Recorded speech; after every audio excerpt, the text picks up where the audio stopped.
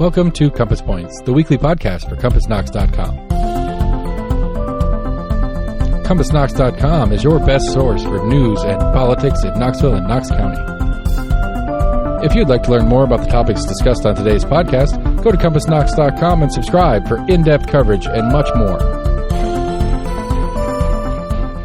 Welcome to Compass Points, a podcast about Knoxville and Knox County government, politics, business, education, and just about anything else that strikes our fancy. I am Scott Barker, editor of Compass. Compass is a subscription-based newsletter and website where we report on all of those topics and more, and you can find us at CompassKnox.com. I'm joined today, as I frequently am, by Compass co-founder Jesse Mayshark. Jesse, welcome back again this week. Always happy to be here. You doing all right?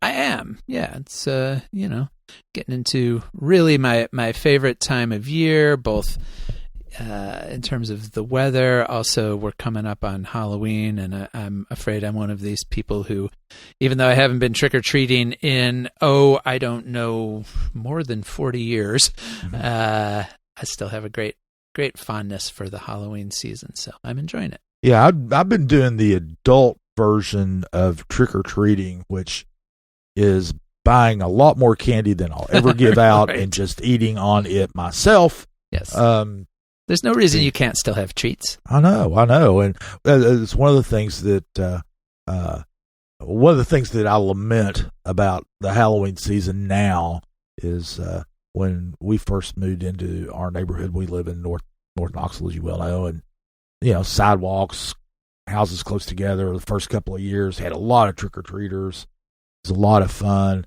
and that's really dwindled down a whole lot. We really are lucky to have more than 3 or 4.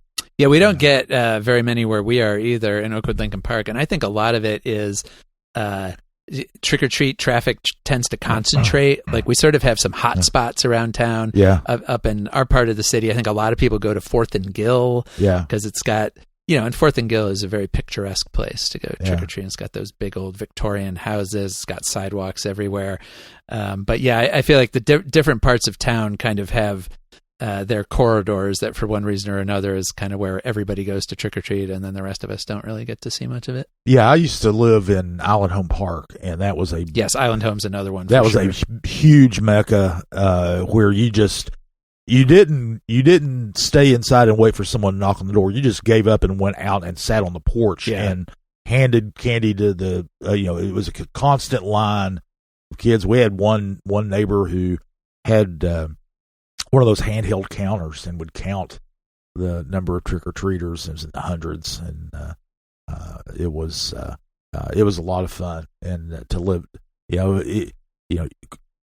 I'm sure there were neighbors of mine there that really hated the inconvenience of having people in the street where you couldn't drive around. Yeah. I mean, people parked on the edges of the neighborhood and walked. Everybody was walking, and you couldn't drive around. So could be a little inconvenient, but basically, if you lived there, what you did was you said, "Well, I'm not going anywhere after 4 o'clock on sure Halloween." You're well supplied. Yeah, and it was a lot of fun. Anyway, I enjoy Halloween a lot too. So glad the season is here. As always, we're recording this in the opulent studios of Barbarian Productions. Lord Seth Barber is our engineer / producer / host. So, as always, Seth, give us that 3-day old weather report. From my golden throne, it is gorgeous looking out the window outside right now.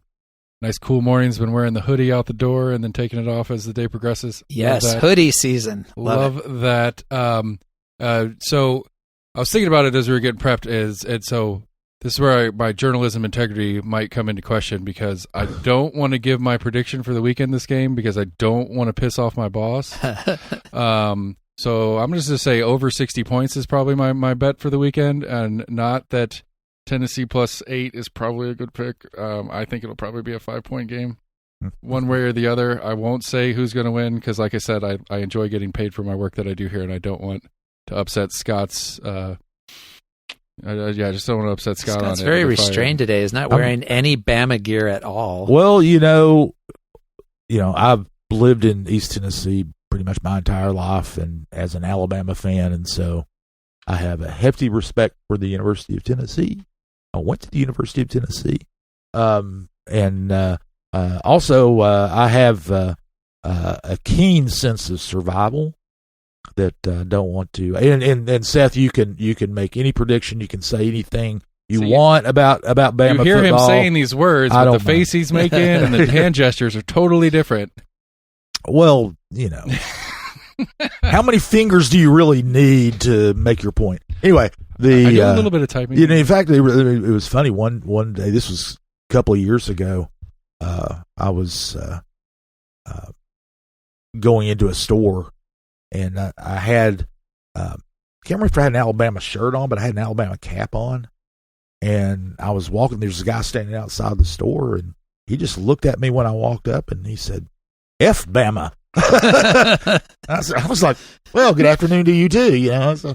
Well, I spent some time living in New York City as a Boston Red Sox fan, and I never had the temerity to wear a Boston hat on the street. Just seemed like a bad idea. Yeah, but it's it's fun. It's a really good rivalry. It's in fact, one thing that people don't realize anymore is that Tennessee and Alabama was that rivalry started back in the 1920s, essentially, in the 1930s especially. And for Alabama, that was the biggest rivalry game. It was never Auburn because they didn't play Auburn for 25 years or something like that till the 1940s. And Bear Bryant played at Alabama and developed a healthy respect and hatred for the University of Tennessee. But one thing that was interesting, it was always his biggest. He always considered Tennessee to be the biggest rival. He had nothing but contempt for Auburn, but Tennessee was always a big rivalry for him. And I grew up in the Bear Bryant era at Alabama, and so that kind of rubbed off on me too, as well as living in Tennessee and being an Alabama fan. So it's always a big game and a lot of fun, and even and it always comes in cycles.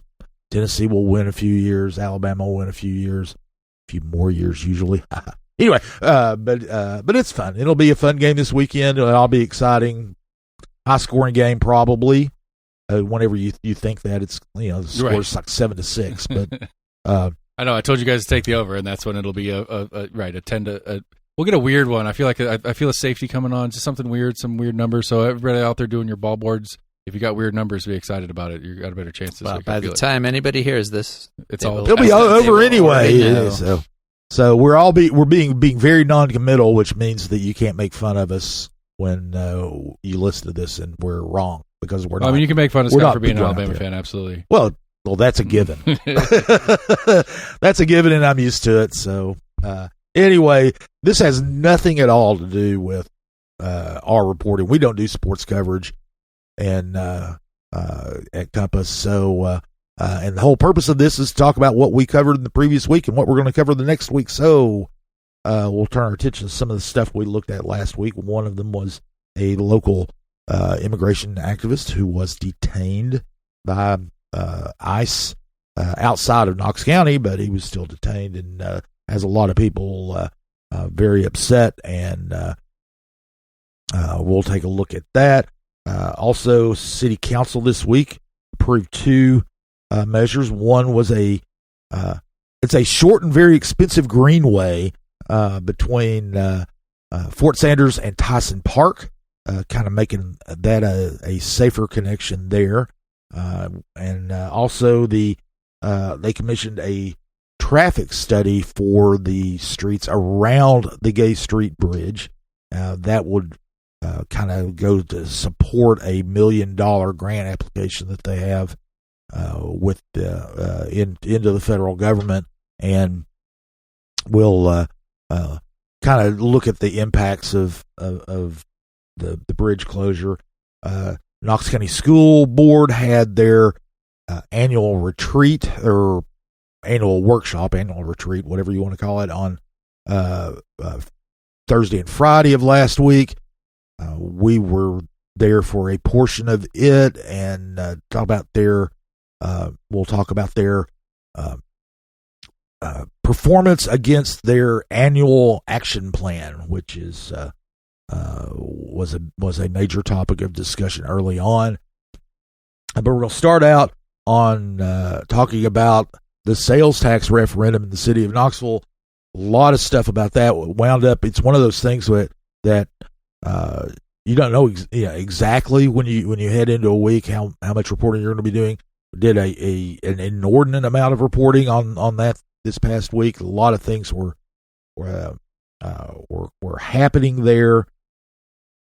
We did our as part of our regular standard election coverage, did an overview of the proposal and just to kind of let people know, okay, this is what the proposal is,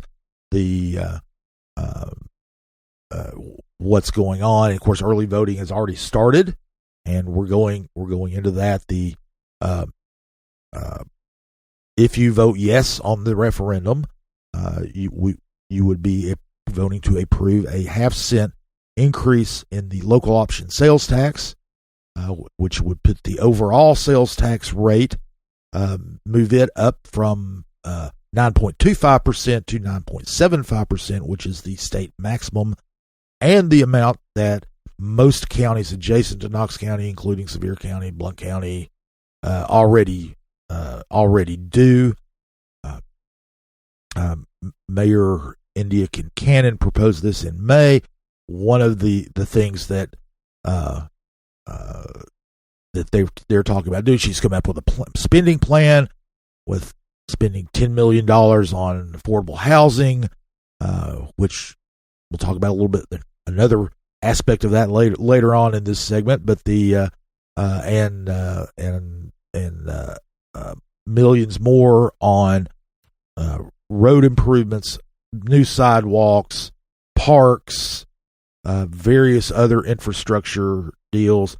The increase would bring in an estimated $47 million a year in new money for the city, and that's how they would spend it.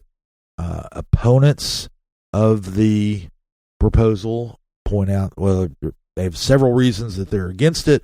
One is that they're either just against taxes in general, don't think we would need any more taxes in this city, ought to just tighten its belt, which isn't really the point of this proposal, but which we'll get to in a second too. Also that it's a regressive tax, and sales taxes are certainly regressive, and that it would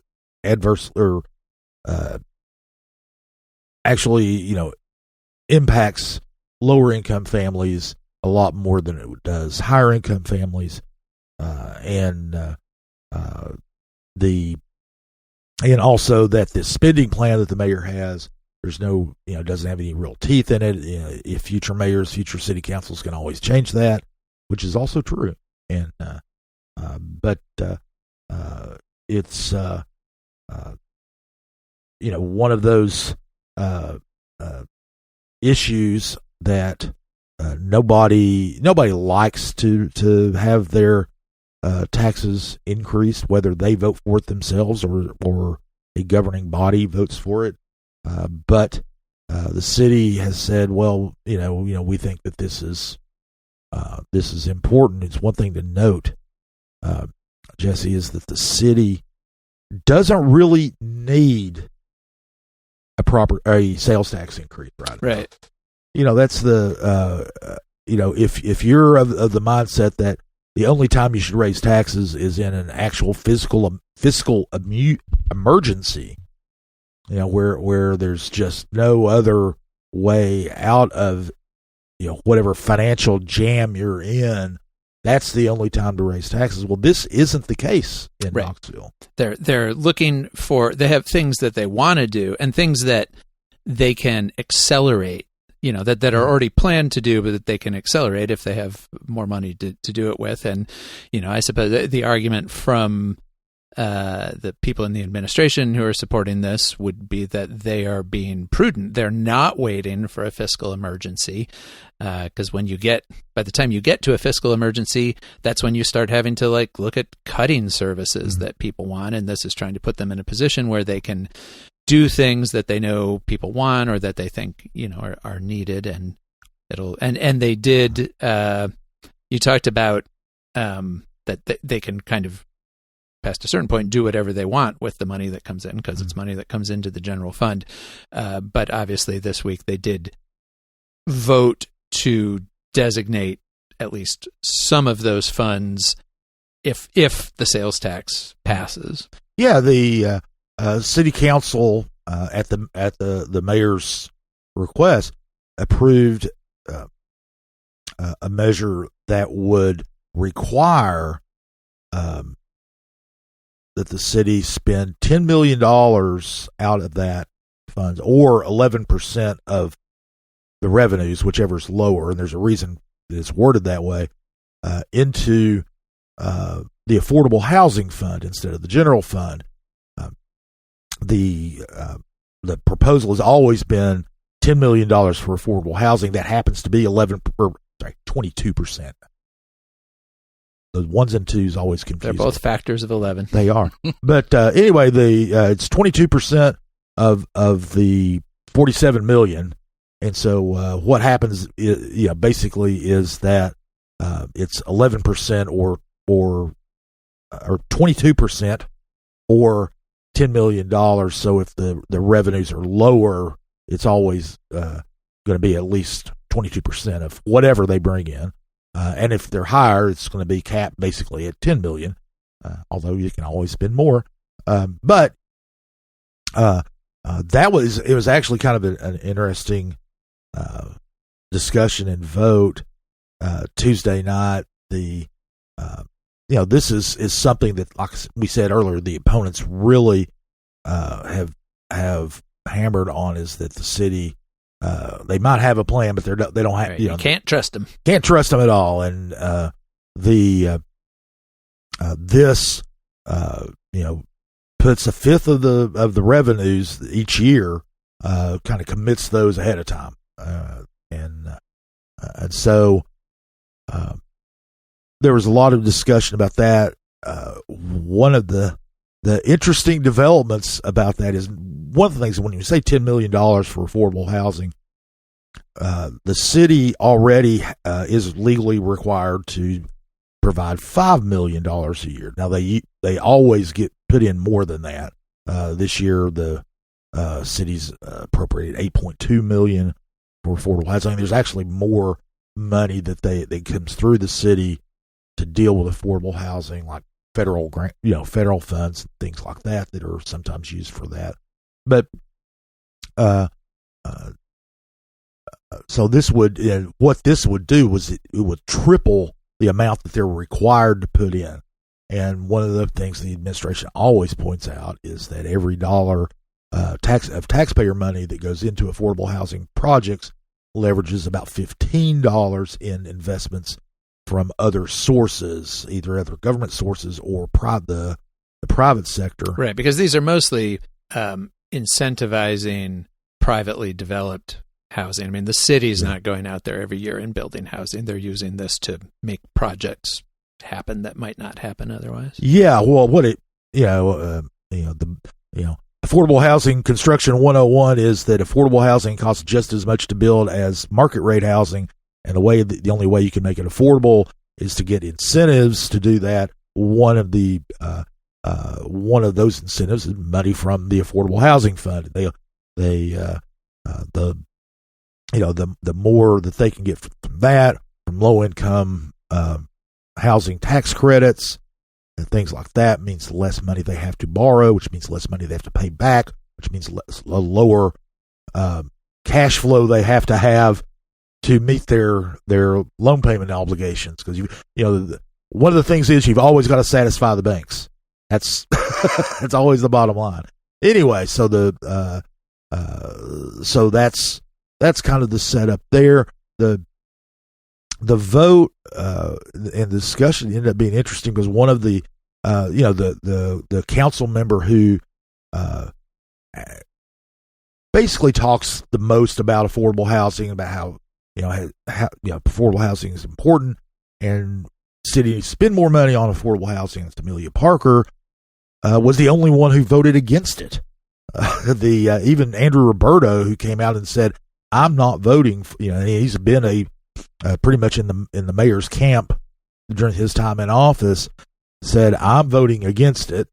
The sales tax increase itself. But even he voted for it. Said, "Well, if it does pass, then this is a good plan and a good use of the money." But Parker did not, which was a very interesting thing. She said that her preference would be to use this to have a broader conversation about to include not just affordable housing but homelessness and things like that. Right. One of the concerns being that the banner of affordable housing is sort of broad, and so that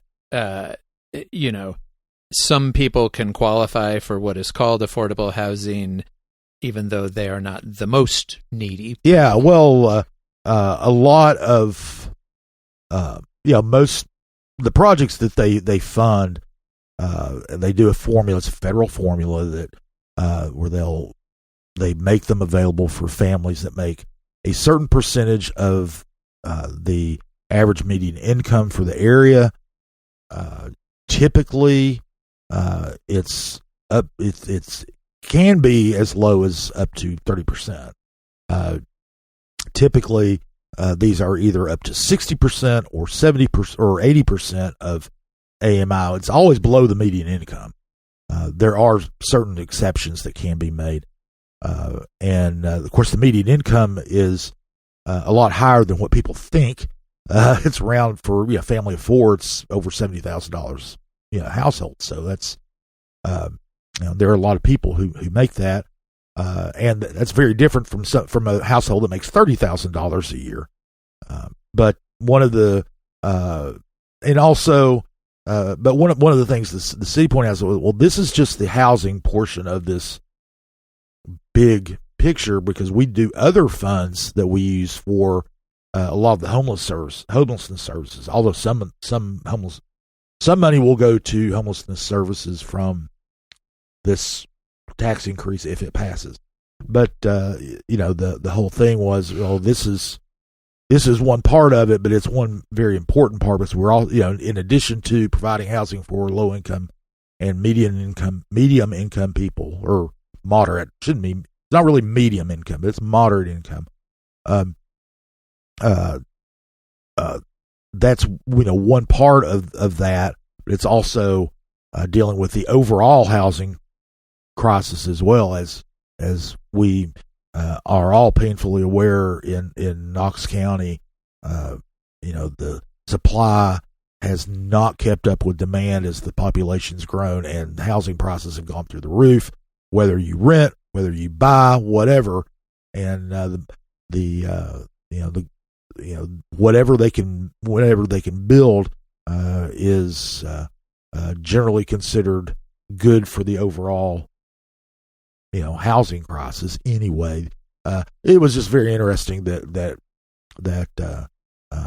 Parker turned down the opportunity to vote to triple the affordable housing funding pool, but she, the 8 other council members voted for it, and it will move forward, but only if the sales tax referendum passes. And there was a lot of discussion about that this week. The Tuesday it was kind of an interesting chain of events. At 10 o'clock Tuesday morning, the Sierra Club, the Harvey Broom Group, the Sierra Club, had a press conference in North Knoxville at Edgewood Park to come out in favor of the sales tax increase. One reason is it's going to help parks, and but it aligns very much, the spending priorities align very much with what they advocate for. But they had a press conference and said, okay, this is, we want this. Will Skelton, the kind of the grandfather of the greenway system in the area, was there. He is also in support of the sales tax increase. Then 30 minutes after that, just down Broadway at the press room, a group of Republican lawmakers had a press conference, and they are dead set against it. One of the interesting things was all of these lawmakers. They were Betsy Henderson, who's on the school board and running for county mayor, Andy Fox, and Angela Russell, and Rhonda Lee, who were county commissioners. Then we had some state legislators there too, Michelle Carringer and Elaine Davis. They all spoke out against this. Of course, basically the conservative Republican antipathy for any tax increase at all was the driving force. They don't think that the increase was needed at all. But one of the interesting things about this press conference is none of them live inside the city of Knoxville. Well, none of them vote on this. Even when you talk about Mayor Kincannon pushing forward and Andrew Roberto pushing against it, while they are prominent elected officials, they have the exact same vote as any other citizen of Knoxville. So, but these the Republican lawmakers who were showing up don't live inside the city of Knoxville and can't vote on it. But they were quick to point out that each of them, at least a portion of their districts, were contained city residents. Very small amounts in some cases. Rhonda Lee's district is a very slim strip of land that is inside the city limits. But they can. But others like Fox and Elaine Davis can plausibly say, well, a pretty significant portion of my district is within city limits, and that's true. Well, and they can certainly also argue that they and their constituents probably spend money in the city over the course of a given year, and so they will be paying sales tax. They do make that point. They did say that because 60% or so of the sales taxes that are collected in Knox County are collected by businesses inside the city limits of Knoxville, and county residents shop in Knoxville and all that. But they don't get a chance to vote on this. Of course, flip side is they're using city resources. Right, they're driving on city streets to get to those places. Yeah, they're driving on city streets to drive to stores that are located in the city for various reasons. A lot of them, because they can get lower fire insurance and things like that. But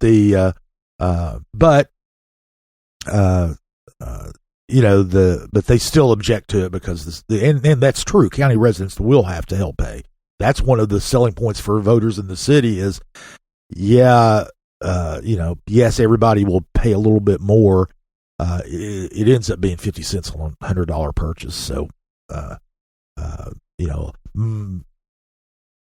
while that is tough for a lot of people, you also hear a lot of people saying, well, hey, it's just 50 cents on $100. It's not that much. But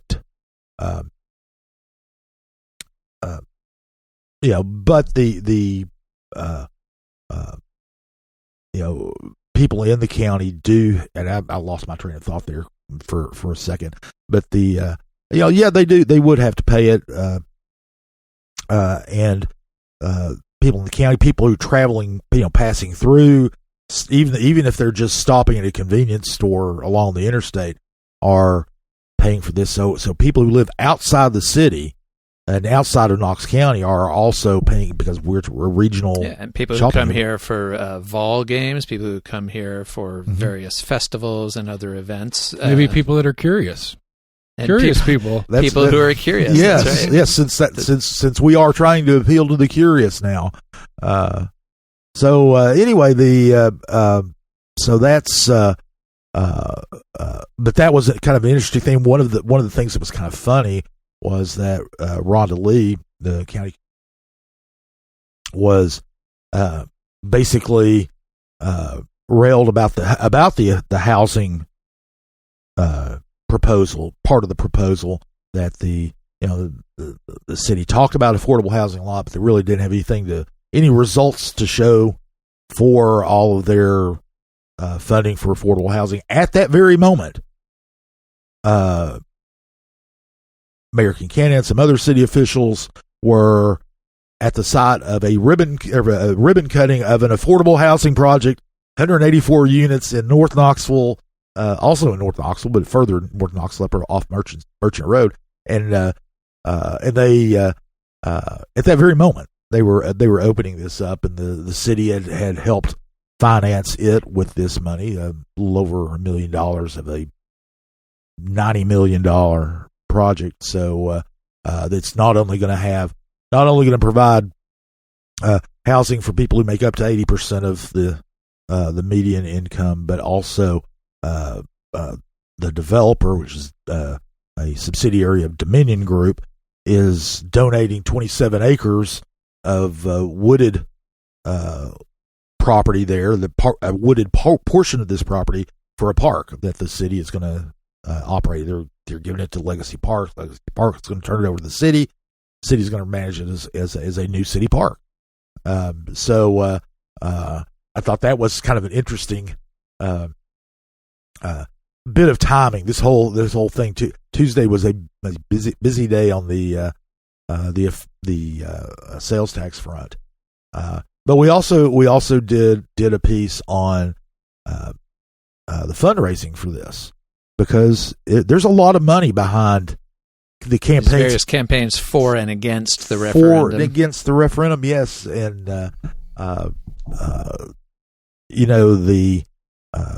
what you have to do if you have an organized campaign, not just, hey, I'm for it or against it, but if you're going to organize something and try to go persuade voters, you have to basically treat it like you would be if you were a candidate.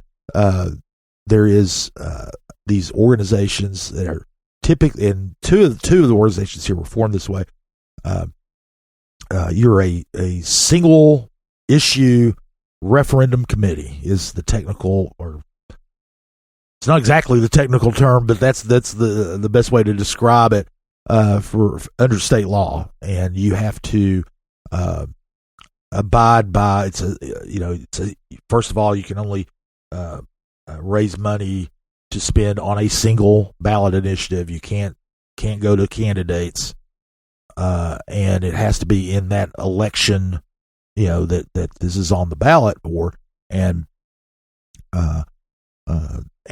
the Mayor Kincannon and a lot of her supporters created a Neighbors for Knoxville, which is a pro sales tax increase group, and they are one of those single issue referendum committees. Bentley Marlowe, developer, former city council candidate, also created one, but he's against the sales tax increases. Knoxville against tax increase, and they created one as well, and they had to file financial disclosure reports just like anybody who's running for office, and they were supposed to go in last Friday.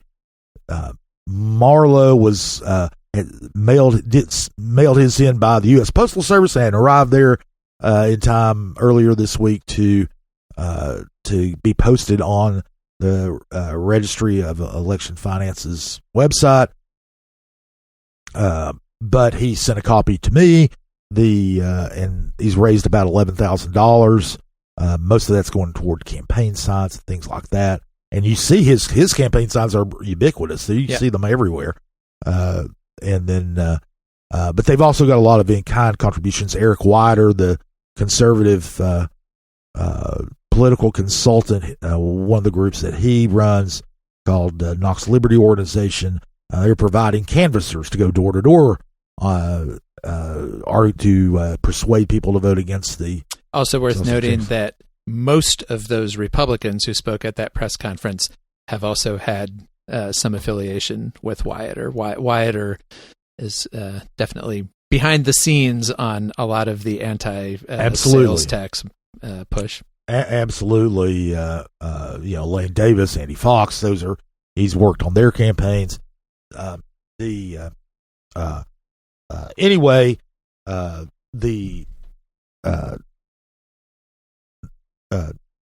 Knoxvillians for the pro sales tax group, Neighbors for Knoxville, has raised over $200,000 for it, or $122,000 for it.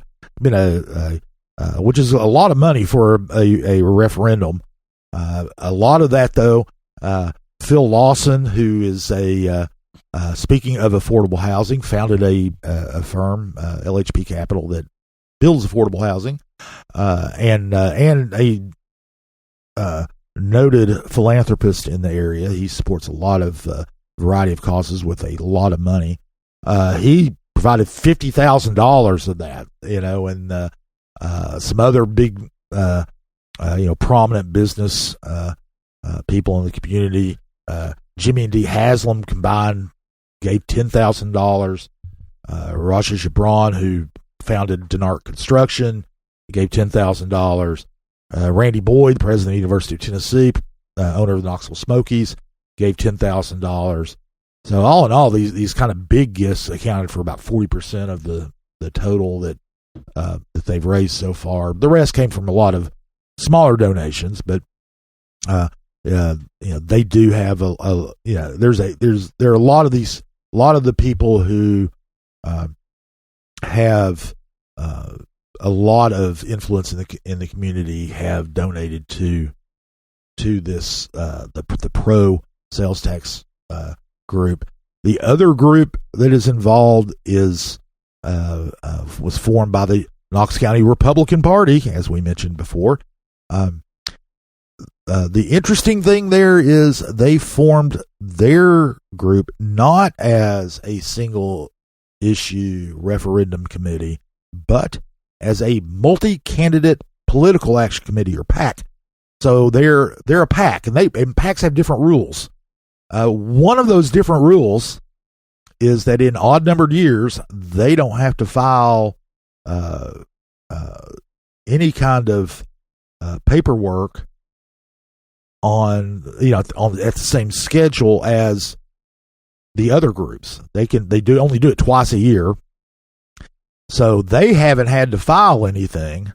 So you don't know how much money they're spending. You don't know who's donating to that cause, where that money is coming from. It is they don't have to file anything till February 2nd.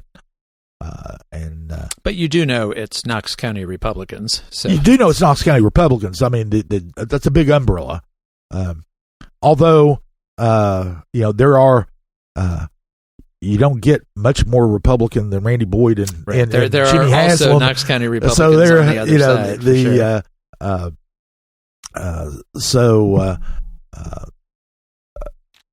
So yeah, but you don't know how much money they're spending. You don't know where it's coming from, where it's going, all that. So, and they're running a pretty sophisticated campaign. So, I talked to Martin Daniels, the head of the Republican Party. Said, yeah, we researched this. One of the things that they're going to use that for, they say, is that it's going to have a life beyond the city election, which is why they said that they sought the PAC status. That presumably, if the county ever decides to try to put this on the a sales tax increase on the ballot to match the city, they've got a mechanism in place to raise money and fight that. And also, these PACs can give to, unlike the single issue referendum committees, these types of PACs can give to candidates. So although they haven't in the city election that I've been able to ascertain so far, haven't seen it in any financial disclosures. Although the Republican Party itself has given to several candidates. So you've got one side or two groups, and the pro side being very transparent about who's giving and where that money's going and how that's being spent. And you've got the other side that's not transparent at all, and it's all legal. I'm not, don't. I mean, they are definitely taking advantage of a legal status that they have. That there's nothing wrong with it whatsoever, legal standpoint. But the result is a lack of transparency for voters, because voters won't know anything about that. Don't know if it would matter to most of them, but they wouldn't know anything about it until February of 2026, long after it matters. So, one thing I will mention about the Neighbors for Knoxville campaign, they've got a lot of money. They're spending it. They've got one group out of one firm out of Philadelphia, Pennsylvania, that they're paying their hefty. They've spent $26,000 on getting their help, a consulting firm. They're very data driven, very technology driven firm. They do a lot of political stuff as well as business stuff. But one of the interesting things is, and I'm assuming that this is because of them, is we're all used to if you look up something online, we're all used to Facebook ads. You look up something, Facebook ads will pop up, whatever it is. And one of the interesting things was I was looking at a video on the streaming service, the Tubi streaming service, and an ad for, these are all national ads that show up on this, and an ad for the in support of the sales tax referendum paid for by Neighbors for Knoxville showed up. Yeah, they targeted you. They did target me because I've looked up their website multiple times as part of my reporting, and but they're, I'm sure that's a step beyond your standard Facebook advertising and all, and so there's a lot of and the Republicans' effort is very similar too. I mean, both sides are sending out text messages left and right to registered voters and that sort of thing, and sending people door to door, and even Mayor Kincannon is going door to door, for Neighbors for Knoxville. She came by my house, a couple of weeks ago. Oh, that was the first time I'd heard that she was out and about. So I knew that, and but anyway, so we've got a lot of money going into the race. There's a lot at stake. People are starting to vote. We've only had a couple of days of early voting. It's hard to gauge how much of an effect the sales tax referendum is having on actual turnout. One of the things that Marlo told me when I was talking to him was, we can put up all the signs we want. We don't, you don't know how that translates into votes. So he said it all depends on who turns out to vote, and that is true. If there is a, generally speaking, on issues like this, it's the anti people who stand to gain if people are voting just for this issue. And so it'll be interesting to see, especially halfway through the early voting period, when the Election Commission releases data on the turnout and compared to other years, as well as one of the things that's going to be interesting is the 5th district, where I live, where you live, beautiful 5th district. Oh, the 5th district is the only council district that does not have a city council race this year. So there's no reason for that. Nobody from the 5th district voted in the primary. No reason for them to go to the polls except for the sales tax increase. So when looking at those numbers could be a rough indicator of the impact of the sales tax. Right. How many referendum. people are being motivated right. one way or another on that issue. Yeah. Right. If they get numbers, that remotely approach what they get during an election when there's actually a candidate on the in their district on the ballot, then you could probably say, well, yeah, the sales tax referendum is having a huge effect. People. But if you're only going to get a couple hundred people out of the whole district to vote, then you can say, well, maybe it didn't have much of an effect. But anyway, we do, one of the things we always do is we track early voting turnout as it happens, and we'll be doing that all through the election, which is on November 4th.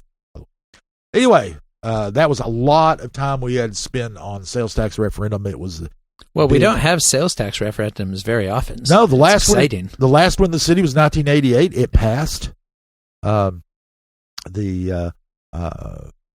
Victor Ashe was the mayor, and he's been. In fact, he was at those dueling press conferences at the same time I was last week. So always good to talk to him and get his insights on things like that. Another event that happened this week, a 2-day event, was the school board's annual workshop where they look at big picture stuff. And one of the big picture things they looked at was the what's called the annual action plan for 24-25, fiscal years 24-25. And what that basically is, it's a plan with goals and see if they met those goals or not.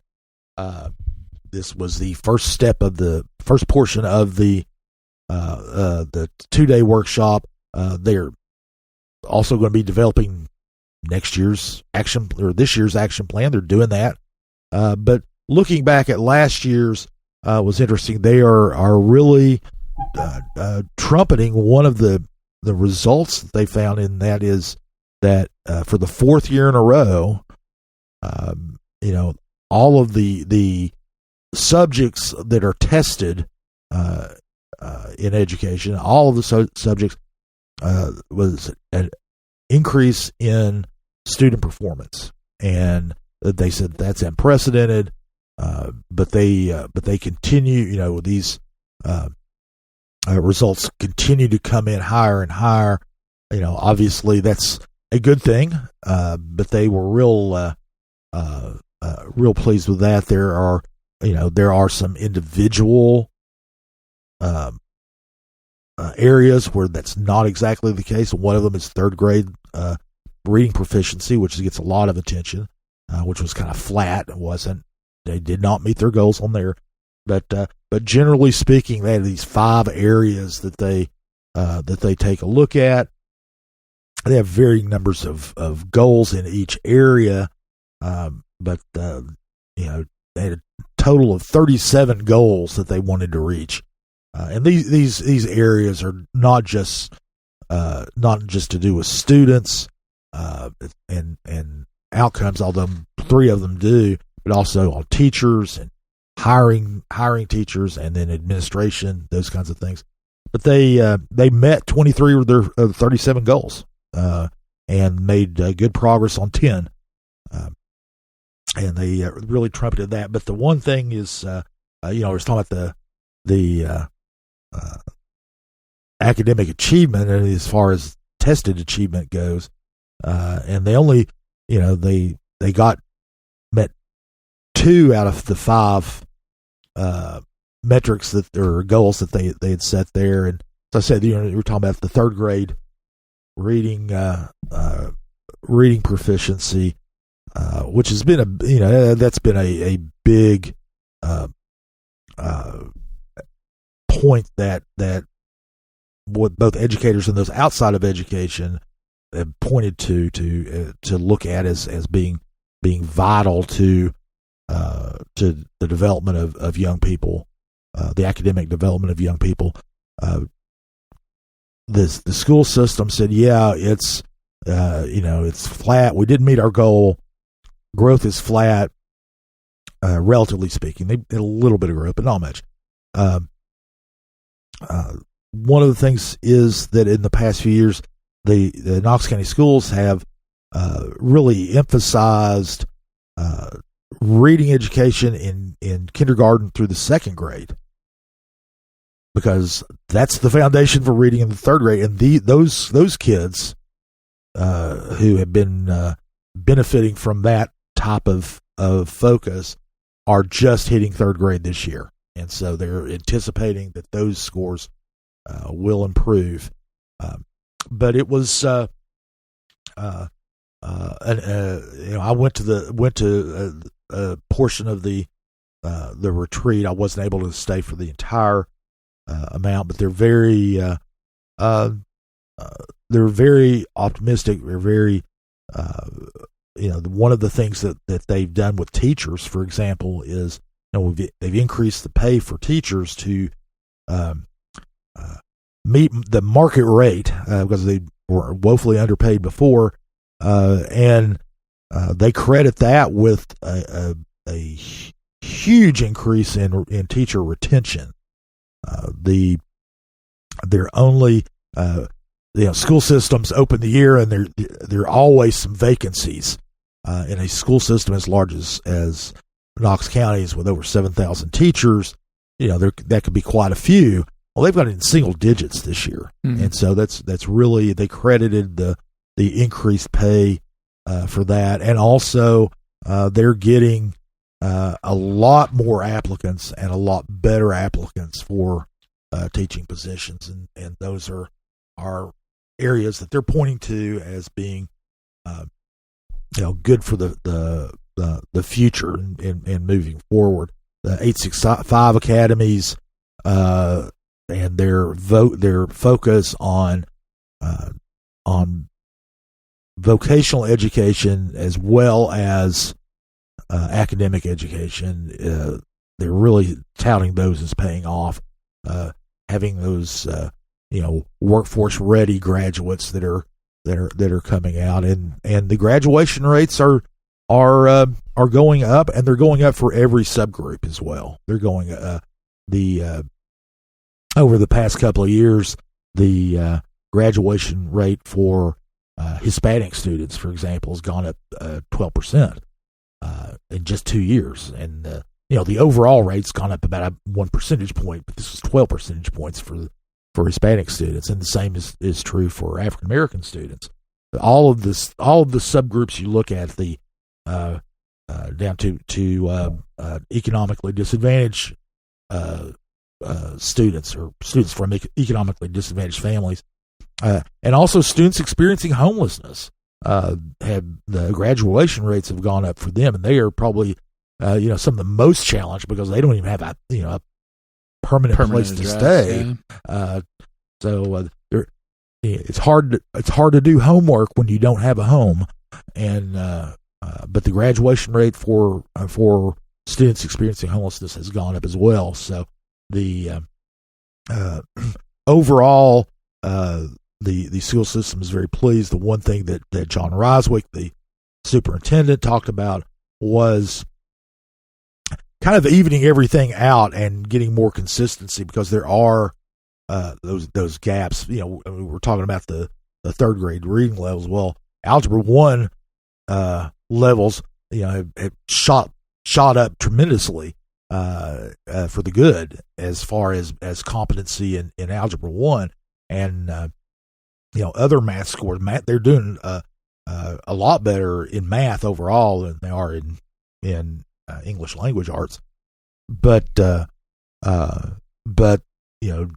trying to get some consistency across the board in these efforts is kind of the goal, and one of the things that's going to be baked into next year's action plan, which is under development now, and the school system or the school board will vote on. It's not finalized yet. It'll be prepared and finalized and go to the school board for adoption probably in the next month. Well, sounds like they have, we are now, 4 school years post-pandemic, and there was a lot of talk coming out of, the heart of the COVID pandemic about learning loss, and, we might see a generational gap there because of that disruption. And, obviously some of those students who did live through that are now, off in college or sort of post high school years, and so we don't know exactly how they are all doing. But the students who are still in the system, they have obviously, not only made up the ground that was lost during those couple of years, but are actually coming out ahead of where they even were heading, in 2019. Yeah, living through COVID, it seemed like it was the end of the world almost, and that education would never recover, the economy would never recover. We just, it was very uncertain times, but kids are resilient, and after a few years, they do catch back up and make up for lost time. And the economy did the same thing. I mean, one of the things that came out in that discussion about the sales tax at City Council was, a few years ago, 2022, I believe it was, there was a chart that came out that said by 2027, the property tax revenues would not be sufficient to support the pay raises and that the city employees got. There was some concern. Amelia Parker's brought up that concern. One of the things that Boyce Evans said in a very tense exchange with Parker was, things have changed. Inflation's back down. COVID's over. We had we had a huge bump in sales tax, post COVID, and that's leveled off somewhat, but the rate's a lot higher now.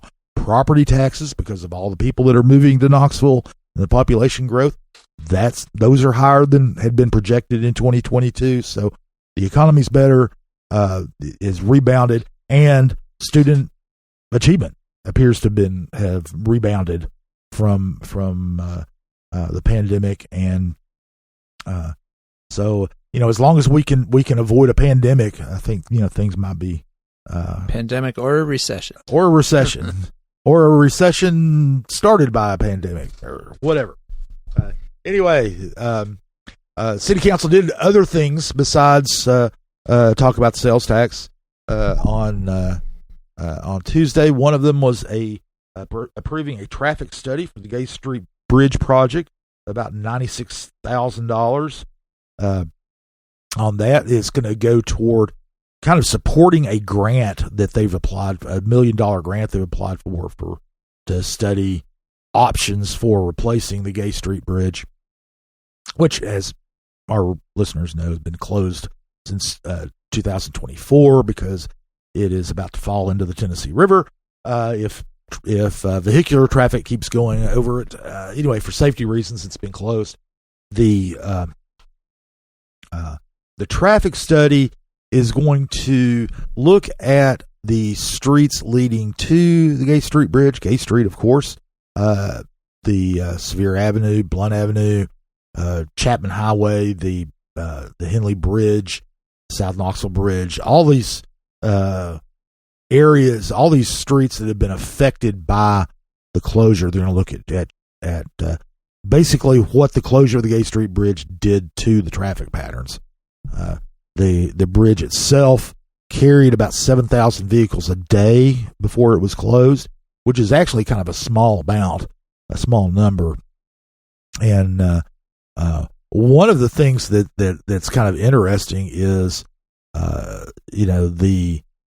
it is a small number, and the city is going to have to get probably federal funding to help pay for a replacement. And the question is going to end up being, will the feds provide enough money for a replacement bridge if it's only going to carry 7,000 vehicles? I don't know what that threshold is. I've not seen a figure of what that threshold is, but this traffic study is going to look at disruptions to the traffic patterns caused by the closure. Presumably, that will say, if we restore the traffic patterns, it'll help these other places as well, and so it. I don't know what it's going to show. They don't know what it's going to show, but they're going to spend almost $100,000 to find out, and that will also help inform in the years between now. The bridge is supposed to reopen for pedestrian and bicycle use about the end of the year. between then and the time they can afford to build a replacement bridge, if that does come through, kind of what they can do with the traffic patterns now. So there's also was a paid for the design work for the a greenway connector between Fort Sanders and Tyson Park. And this is something that's been talked about for years and years. The 2015 bike study that the city had listed this as the number 2 most important project. And they're just now getting around to it. Anyway, and it's kind of funny, this, when you look at an aerial of this, and it's a very, very short distance, and this is a very short greenway connecting. It is a greenway connector. It's not a greenway itself. It probably will never have a name in and of itself.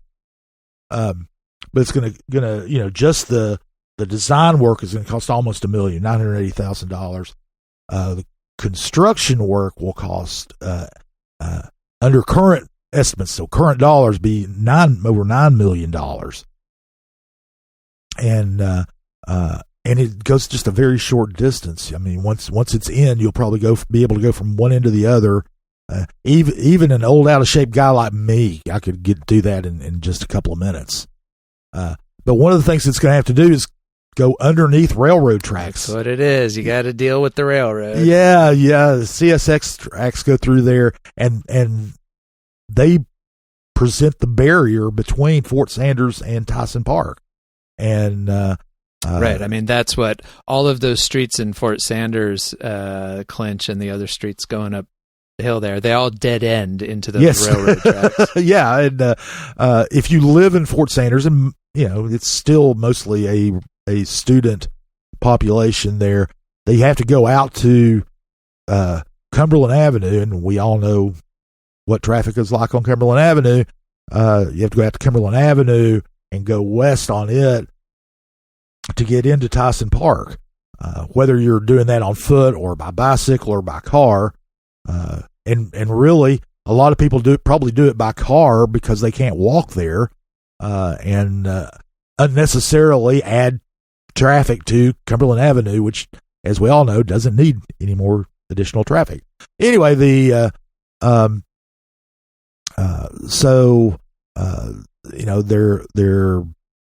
looking at this. This is the design phase. It's not going to be built anytime soon. I mean, it's in the transportation plan.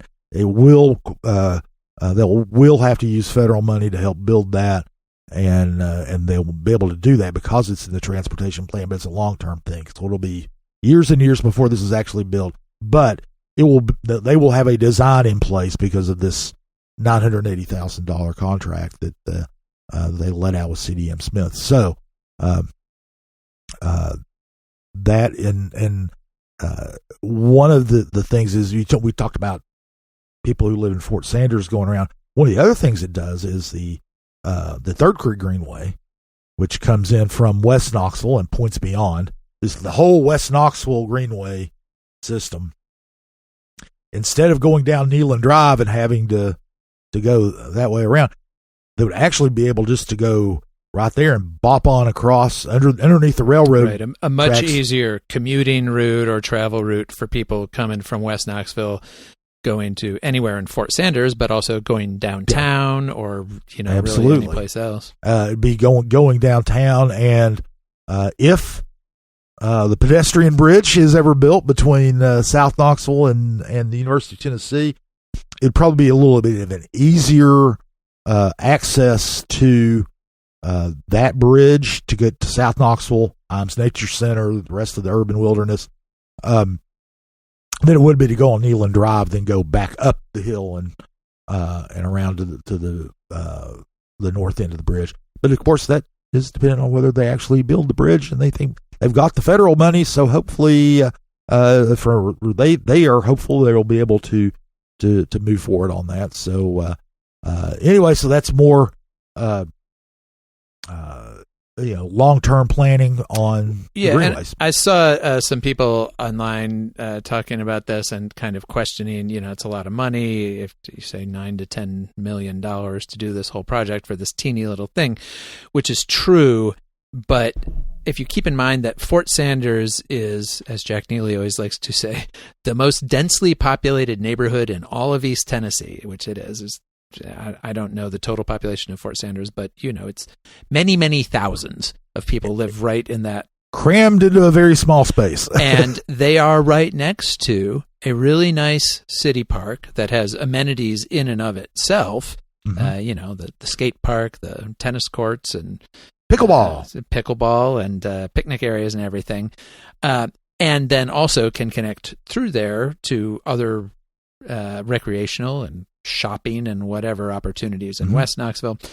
It really would make a big difference for and also for the other people, as you're saying, people coming from West Knoxville wanting to connect through.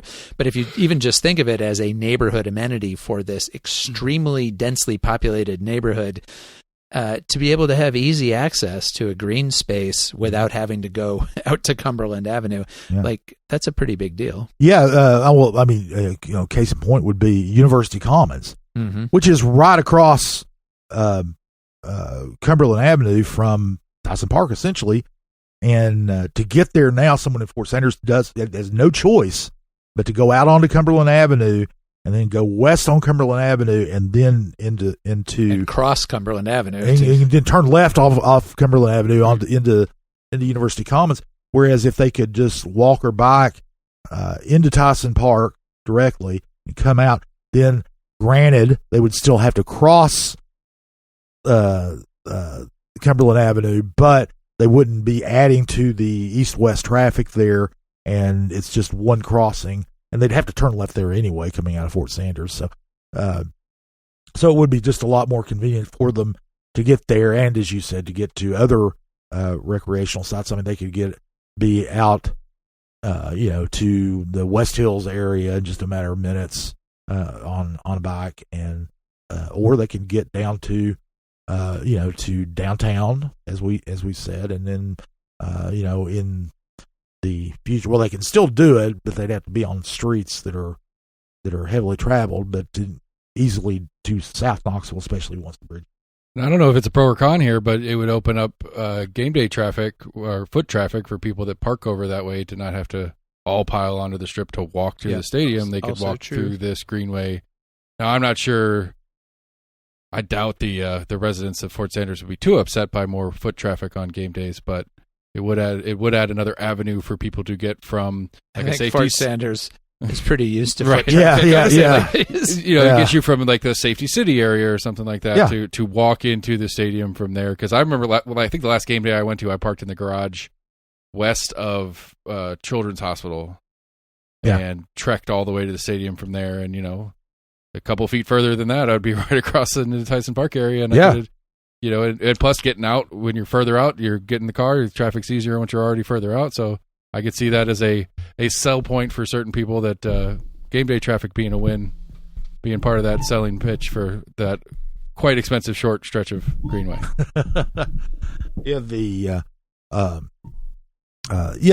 think there are a lot of things that a lot of reasons to look forward to this being built, but like I said, it's going to be years. Yeah. We don't even know if they'll still be playing football by the time this is built. Although I would bet that they will be. I would say on the list of constants, UT playing football games is probably pretty high on the list of things you could put your money on. Probably so. Even a decade from now. Well, one other bit of news that happened this week didn't really happen in Knox County, but it affects. It had to do with someone who is prominent, a prominent immigrant to our community, and that was the arrest on Wednesday of Alejandro Lozano, who is an immigrant from Mexico, an undocumented immigrant from Mexico who was picked up at one of those routine appointments that he had made in Nashville, picked up by Immigration and Customs Enforcement, and detained, presumably for deportation. A lot of locals were upset about that who know him. Gloria Johnson, the state representative from here in Knoxville, actually went to Putnam County, where the jail there is where he was being held after he was detained initially. And she had glowing words to say about him as an advocate for immigrants locally. And right, he's been active with AKIN, which is our local immigrant advocacy organization. Absolutely, and he presumably has been transferred to Louisiana for further detention. Seems like everybody goes to Louisiana who gets picked up. Louisiana has the second highest number of immigrant detainees in the country after Texas. There you go. And this is a high profile person in our community who has been detained, and for the most part, this huge crackdown on people who are undocumented in the United States hasn't hit with full force in East Tennessee, but this is an issue that we're probably going to see a lot more incidents like this. Jesse, you in your other project, the Progressive South, and you do podcasts called Headlights, and you have looked at this issue across the entire Southeast. So what are incidents like this like in other places where perhaps ICE has been even more active than they are here? Yeah, I mean, I think this is just another one of these cases that there are now literally thousands and thousands of, where, a couple things stand out about this. One is that, as you said, he was arrested when he went to a mandatory immigration check-in, and that has become a common tactic for ICE because it's, it's almost like a bait and shoot operation. People are going to come; they're required to come. If people don't show up for those appointments, then that's just another excuse to go out and find them and get them. Then, but then they come and you take them, and ICE did say that he was partly, I guess, taken into detention because he did have some criminal violations. I think he had a DUI and methamphetamine possession charge, both of which, by the way, have already been disposed of criminally. Like, he has served. It's not like he was, there was a warrant for his arrest for those or anything. But this is one thing that we've seen. Of course, there was a lot of talk as the second Trump administration came in that we're going to go after criminals, and the way this was always framed during the campaign was we're going to get the worst of the worst. They used that phrase, the worst of the worst, the violent criminals, and so on and so forth. And instead, what we've actually seen is sort of like anybody with any kind of charge at all. There have been people who have been apparently detained and deported for very minor traffic violations from several years ago. And so this is an instance of that. And, I'm sure there would be people who would say, well, A, he's not in the country legally, and then B, he did have a DUI, and DUIs are bad, and we all understand that, and that's somebody who's behaving dangerously, okay? And so, therefore, we're going to go ahead and take him. I do think it's hard to take a case like this and, first of all, say that this is an example of the worst of the worst, and that, again, is something we're seeing all over the country, where people are including people who don't have actually any criminal violations at all, are also being taken and deported. And some people who have who are American citizens with documentation are being rounded up. Yes, and that is also happening, especially in cities like we're hearing that out of Chicago, in places where they're doing these big, giant deployments of ICE agents, and they're just literally running around willy-nilly grabbing people. I mean, that's not an exaggeration. It is actually what they're doing. They're grabbing people with brown skin.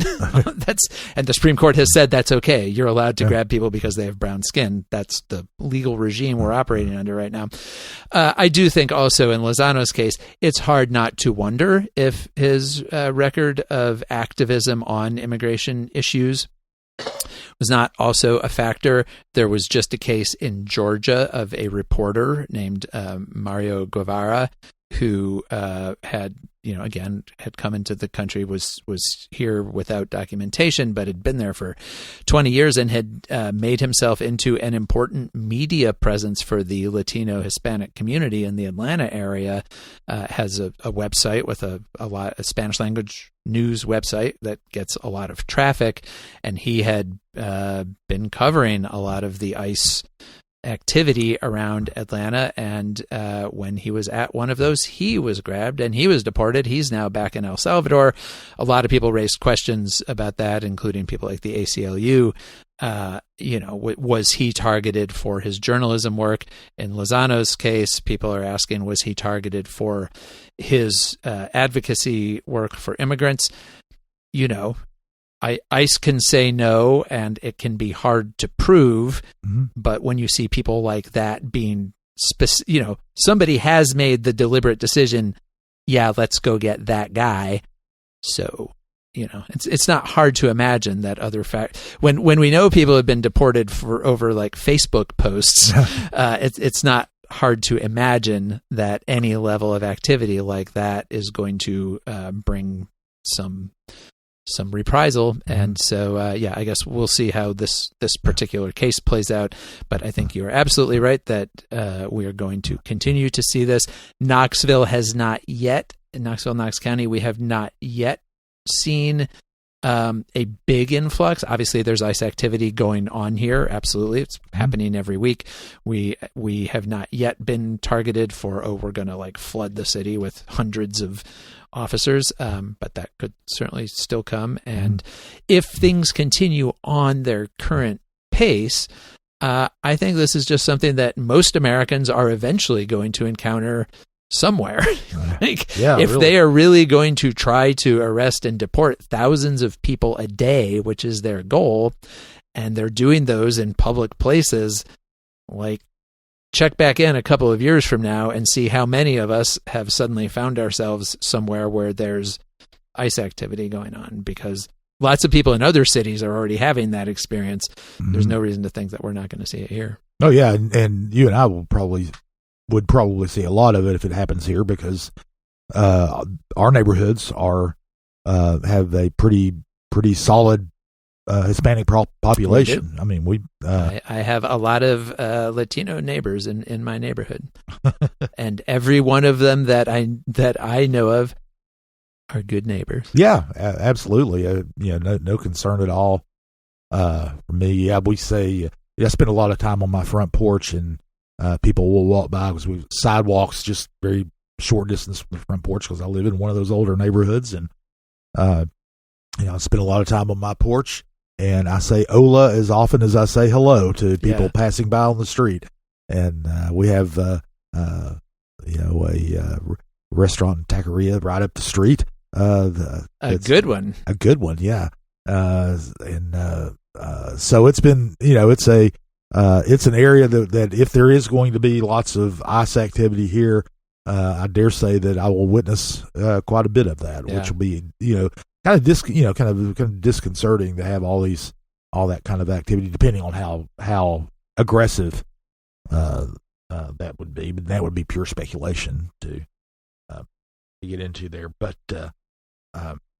But one of the immigration and immigration enforcement is going to come up next week as we kind of shift now to look ahead a little bit to what's coming up on Monday. The Knox County Commission meets for their agenda review, of which is when they look at agenda items, not all of them, but just as they want to look at them. They're coming up at the voting meeting, which is a week from Monday. But on Monday, there'll be one of the things they could look at is the Knox County is wanting to accept a grant for $102,482 to help defray the cost of immigration enforcement, because the Knox County Sheriff's Office is a party with ICE, or partners with ICE in the 287G program, where they assist ICE in enforcing immigration law from the jail here, and this grant can be used to defray costs, training costs of the Knox County officers who have to do immigration enforcement on behalf of ICE, and those kinds of things.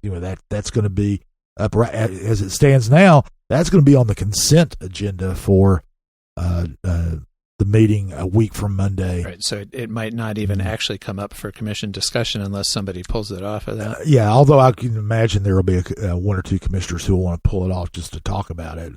But we'll see. Yeah, they don't have to. They could just let it go on. Two things that aren't going to be on the consent agenda that they will get discussed either Monday and they probably will be this Monday, because these are both new proposals coming forward. They're ordinances that have been proposed by Andy Fox and Angela Russell, who are two of the commission's primary kind of conservative culture warriors. And what these would do it would require detailed financial reporting by any organization that receives contracts, enters into contracts with Knox County, or gets funding from the hotel motel tax in Knox County. This is, very detailed financial reporting beyond what they currently are required to do. One of the things is obviously aimed at Visit Knoxville. Fox, in particular, has complained that Visit Knoxville receives county funding, yet promotes LGBTQ events like Knox Pride and things like that, and that they have a page on their website that welcomes LGBTQ visitors to Knoxville. And now Andy Fox apparently doesn't want LGBTQ people to feel welcome in Knoxville. I guess not. He certainly doesn't want county money to go toward that kind of thing, which it doesn't anyway. The county, the money the county provides to Visit Knoxville that does come from the hotel motel tax, doesn't go to that part of what Visit Knoxville does, and it's basically earmarked for marketing to other people, like going and buying TV commercials in the Nashville region, or Louisville or Chicago or wherever they go out and buy ads for to attract the curious, or whatever the news phrase is that they came up with last week, and I've already forgotten. But anyway, they think that Visit, and it's kind of unclear about what practical benefit this is for the county. It is onerous, or more onerous, if you consider filling out paperwork to be onerous on the organizations, not just Visit Knoxville, but any organization that enters into a services. Yeah, I was going to say, because actually the county uses that hotel motel tax money to support lots of organizations, right. And I think that is also where they're taking their money to pay for the baseball stadium. It is indeed. So I wonder would this have implications for that as well? I mean, I'd like to see that. I'd like to see those financials personally. I would like to see every penny spent by the. I'm just going to jump in here real quick. No, you don't. And everybody always says this, and we get this all the time. And even in some of the people who are opposing like the city sales tax are like, we need a forensic audit and da. You know what? Every governmental entity out there has an audit done every year. They all publish budgets.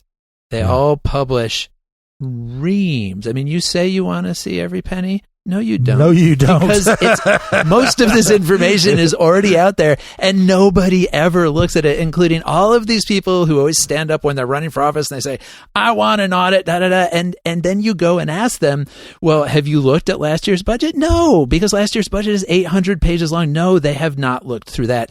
And so I'm sorry. That's just one of those phrases like, I want to see every penny. Nobody wants to see every penny. Just like literally nobody wants to see every penny, including all of the pennies that are already out there that are densely accounted for in documents you can go right now and download on your computer, but you're not going to, and I'm not going to, because you don't want to see it, and neither do I. And on Monday, if you're really, really interested, you can go to the Knox County Audit Committee meeting, which they are going to meet Monday, a little bit earlier. I believe it's at 1:00. In the city county building before all these other meetings happen. But you know what? I would dare say that other than the committee members, a couple of staffers, and any media who may show up, I don't know if I'm going to go cover it. No one will be there. That's just not, Yeah, people say they want audits, need to but defend they myself, don't. but I don't. You're not wrong. I don't want to go through. I don't want to go through line by line, but I would like to know. For me, I would like to know. It's more of a structural question I have that I'd like to understand how that works as a entity that is the Boyd Group baseball project. Not so much. I mean, yes, their relationship with City County and the Sports Authority and all that kind of stuff, but I'd like to understand like how their budget works, not as much as what their budget is, maybe is a better way to put it. Like as far as, the magnitude of revenue streams, it's not just ticket sales. Like I'd like to know how much they're making. I would like to know what percentage of it is concessions. And there will be interesting reports out of all of that for sure. That's the stuff that I want to know. That I'm sure Scott and others will look at. Yeah, too. Scott, get to work. Yeah. No, it just always kind of cracks me up when people make this whole thing about, I want a forensic audit. It's like, no, you don't. Well, you wouldn't read it. First of all, they already have audits. Like, have you read the audits that they already do before you go and start talking about? And also, a forensic audit isn't even like a real thing. That's just something people like to say. Yeah, they like to use the word forensic. Yeah, it sounds scientific. To again defend myself further, I did not use the word forensic. No, you did not. You did not. We're not picking on you, Seth. I'm just teeing off on pet peeves. That's all. That's what I'm here for. I set them up, and then I get knocked down in the strays on it. Well, and that's that goes down. There are a lot of things like that where people will say something they might not understand exactly how things work. I mean, for instance, in this Knox County Schools is one for me 100% of the time. Yeah, well, I can't wrap my head around the size of that budget. Yeah, it's just so massive, and there's so many people, and there's so many moving parts. Like once you cross some certain threshold, my brain goes a little sideways in trying to understand it. Because like I can understand my budget for my business, I can understand my budget for my household. It turns into a different shape, even though it's theoretically the same thing. Well, and no one is born knowing all these things. I mean, we know more than your average bear, right? Because we've covered this for 30 years. These types of things for 30 years each, and it's not. But we still have to call finance directors all the time and say, "What is this line item?" But by saying this, what we're saying is, you've got to, when you say, I want an audit, you got to know a little bit more about what an audit is and what it can accomplish and what it can't accomplish and those kinds of things. And for instance, the Boyd stuff. Well, Boyd Sports actually doesn't receive money from the hotel motel tax. That money goes to the Knox County Sports Authority. Now Boyd pays them as well. Right. All that money goes to the Sports Authority, and they make the debt payments. That's where that is. So we probably would not. That's fair. Get I'll go for the like example that. though on trying to understand things is like I finally got an understanding of the old budget formula for Knox for the state school system, like what the state kicked in. It's finally getting an understanding of how that worked, and then they changed it. They changed it and so starting over on that one. Well, welcome to our world. Yeah. Anyway, so we. I need to go ahead and wrap this up. That's what County Commission is going to be doing on Monday, along with they've also got a meeting on zoning matters that they're going to take. On Thursday and Friday, the University of Tennessee Board of Trustees will be holding their fall meetings at the UT Tower downtown. They usually do it on campus or on a campus. If not the Knoxville campus, then the Chattanooga campus or Martin or I feel like the fall meeting's always in Knoxville so they can go to a football game. Oh, you know that. But they're usually on campus. But for some reason, this year they're going to be at the UT Tower. Which, if you've ever had to go in the UT Tower, because it is still actually owned by the Tennessee Valley Authority, and it is subject to all the federal rules of security and such, it is an absolute pain to go into that building. I haven't upgraded to a real ID yet, so I don't even know if I can go in. Well, you can go. You don't have to have a real ID to get into the building, but you do have to go through.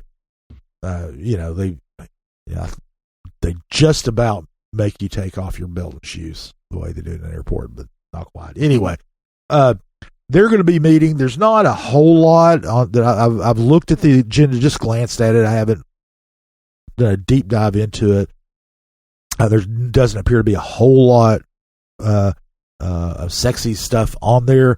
Like you said, this is more so than in past years. Looks like an excuse for trustees to spend time on campus before a UT home football game. But they will be doing some work, and one of the things that they'll be taking a look at is UT is going to be adding property in the city of Knoxville for the Knoxville campus, as they have been recently. There is an office building next to Cherokee Mills. Cherokee Mills is one of those properties that UT is acquiring through a very convoluted process, but nonetheless acquiring all the Cherokee Mills property over on Sutherland Avenue. And there's an office building next to it that they are wanting to acquire as well, and the trustees are going to be looking at it. This is a building that the Chrisman Company, the construction company, had until recently occupied. Now they've moved into their own another building, separate building, and so this one was up for lease, and the UT is going to be moving into it, assuming that the trustees will go along with it, and they tend to do so. Yeah, and that's really kind of, UT has really kind of expanded out there along Concord. There's Tyson Park, obviously takes up a good chunk of it, but as soon as you get past Tyson Park, kind of most of the stuff on the west or on the east side of Concord is now UT for various purposes. Yeah. But they've got a lot of property over there, like along Sutherland and along Concord. Along Sutherland, east-west, especially the Cherokee Mills, because that's a big office complex. And then if you're on Concord, you go across Sutherland up in there. UT's got property up in there. So everything north of the railroad tracks. If people are familiar with Concord, we're out about in the city a lot, and we go shuttle back and forth between Sutherland and Kingston Pike all the time. So we're real familiar with it. But there's the railroad tracks there, Safety City's there. It's but north of the railroad tracks, it's UTK Northwest. Yeah. For all intents and purposes. So, just like apparently, we're going to have a UTK South at the waterfront. So, anyway, trustees are going to look at that, and we're going to keep tabs on them and report on anything else that they if they do surprise us and do something more than than what is apparent from looking at the agenda. And that happens sometimes. They'll break news that's not something they're going to vote on, but something they talk about. And that could happen, but we'll be there to see what transpires. And we will also be around to cover just about anything else that happens. And there's all kinds of stuff. Early voting, again, continues. This is a full week of early voting at 6 locations. The Knoxville Expo Center, which has been closed for the first 4 days of early voting because they had another event in there.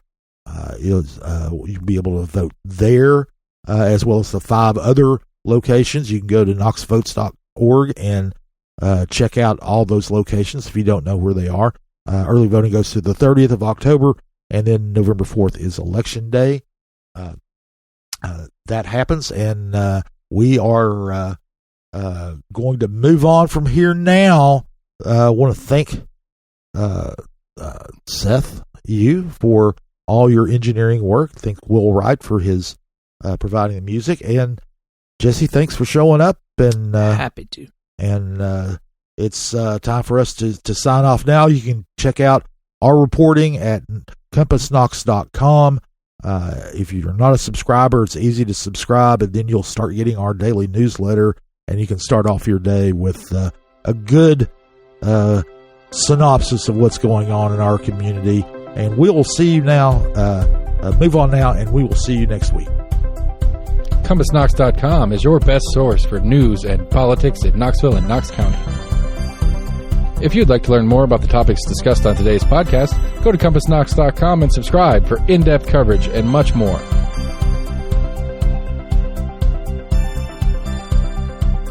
And many thanks to William Wright for composing our theme song. Compass Points is a partnership of Barking Shark Media and Barbarian Productions, and recorded by Lord Seth A. Barber at Barbarian Studios, Knoxville, Tennessee.